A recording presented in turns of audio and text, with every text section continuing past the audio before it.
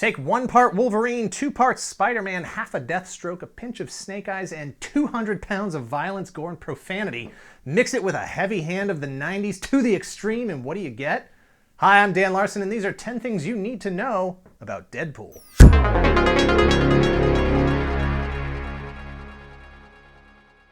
Number 1, Deadpool is not for kids. Yes, he's a comic book character, yes, he's a Marvel character, and yes, he has been made into toys, appeared in more than one cartoon and video game. But to assume that all of those things are the exclusive domain of 8 to 12-year-old boys would be to make a gross mischaracterization of comics, video games, film, and action figures as consumer goods. Deadpool has been around long enough that people have grown up with him and or were adults when they found him, and they want to see the character push the envelope with adult situations that other more mainstream characters just can't be involved in for obvious business reasons. Number 2, Deadpool was technically created by some combination of Rob Liefeld and Fabian Nicieza. As the story goes, Liefeld designed the costume and super agility powers, to which Nicieza applied the personality and backstory. But this origin is far too simplistic because the Deadpool we know today owes almost as much of his appeal to writer Joe Kelly and artists Joe Madureira and Ed McGuinness, who all worked on the character early in his history to flesh out the elements that have been his hallmarks through today and will be into the future. Number 3, Deadpool from the moment he began was a parody character. He doesn't exist within the same reality of the characters in the Marvel Universe, as evidenced by his habit of breaking the fourth wall. We're doing that in 3D, right? All right.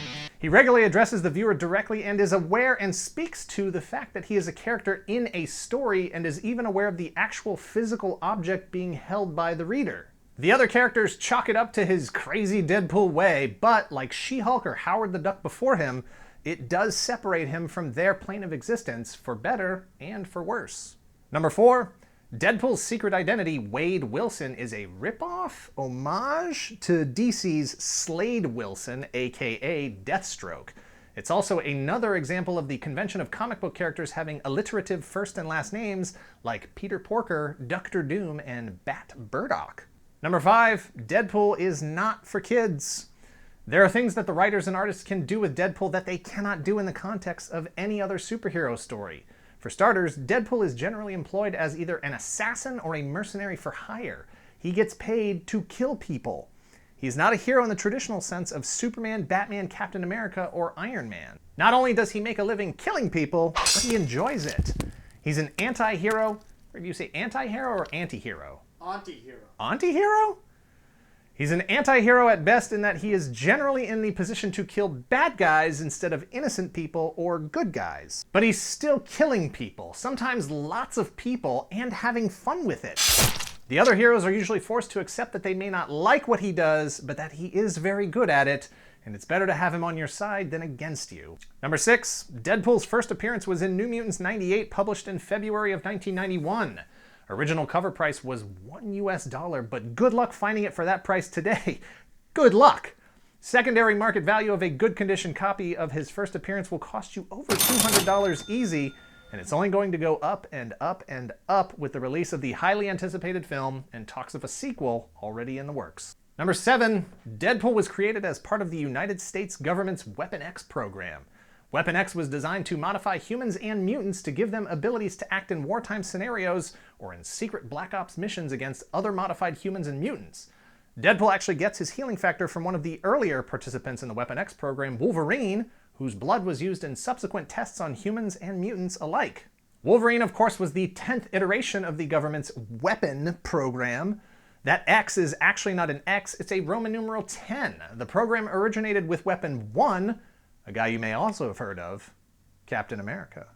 Number 8, Deadpool has been made into several action figures since 1991. The most expensive is going to be Sideshow's 6th scale figure released in the late 2015 with the Sideshow exclusive Headpool figure.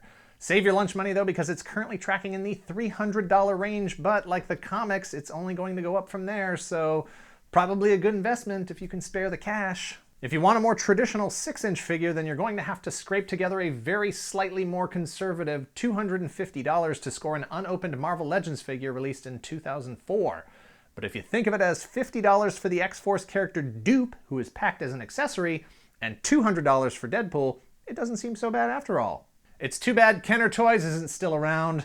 The company that brought you RoboCop, Aliens, and Predator toys back in the 80s and 90s would have been all over this new movie release, and they wouldn't have even flinched. Number 9, his first movie appearance was in 2009's X-Men Origins Wolverine. While the film was primarily about Wolverine and his experience with the Weapon 10 program, it also included the other members of Team X, Team 10, I don't know anymore. Of course, Wade Wilson was one of the members of the team, and fans were teased with an incredibly cool version of the character pre-Weapon X program that saw him take out a full room of machine gun-toting adversaries with nothing but his katanas. It was all downhill after that, though, when the producers of the film took him in a direction that showed such a complete lack of understanding about what fans really wanted to see from the character that it would be another 7 years before a Deadpool solo film could even be attempted. Number 10. Deadpool is not for kids, but kids really, really like it. Because of course they do.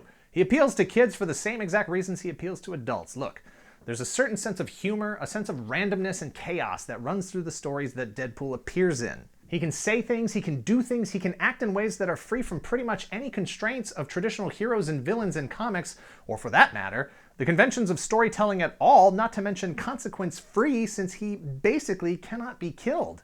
He references his own back issues. He knows he has a Wikipedia page. He can be funny and hyper-violent, and normally these are in the service of a good-hearted guy who does kind of want to protect his friends. He acts without thinking. He is the id exposed, unfiltered. And even though the 2016 film is rated R, it's kind of weird that there won't be anything in it that wouldn't or hasn't already appeared in a regular monthly book produced by Marvel. I think. Those are 10 things you need to know about Deadpool, a character that appeals to children and adults of all ages for all the same reasons, which probably says something negative about our modern society and pop culture that's profoundly disturbing and totally boring. Thanks for watching. Be sure to give this video a like. I'm told we can trade them in like vouchers at the end of the month for snacks at the YouTube office. Is that right? All right. Leave a comment below if you're a kid or an adult, and please do subscribe if you haven't already, so that you too will know that the secret ingredient in making a Dan Larson is half a dude. Got